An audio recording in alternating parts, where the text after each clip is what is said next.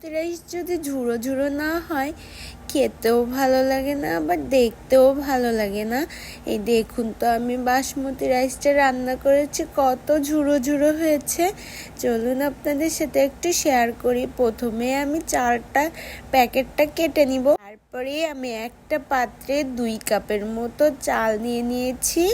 চালটা আমি ধুয়ে তারপরে কিছু সময়ের জন্য 5 মিনিটের মতো ভিজিয়ে রাখলেই হবে। আমি সুন্দর করে এবার একটু ধুয়ে নিচ্ছি। ধুয়ে এই যে আমি এখন একটু ভিজিয়ে রেখে দিব, কিন্তু জলটা ফেলে দিব, জল রাখবো না কিন্তু। তারপরে আমি একটা কড়াই প্যানে ঘি দিয়ে তারপরে কিছুটা কাজু বাদাম, তেজপাতা, কিশমিশ, দারচিনি সুন্দর করে লাল লাল করে আমি ভেজে নিব।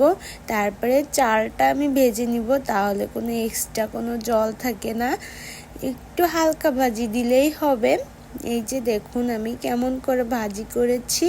চালটা ভাজি করে নিলে তাহলে আপনার ভাতটা ঝুরঝুরে হয়।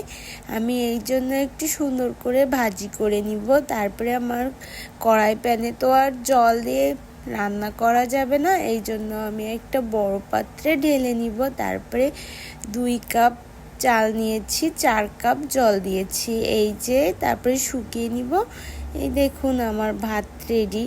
দেখুন তো কত সুন্দর হয়েছে, যেমন সাদা হয়েছে তেমন দেখতেও কিন্তু সুন্দর লাগতেছে, আর ভাত ঝুরঝুরেও হয়েছে।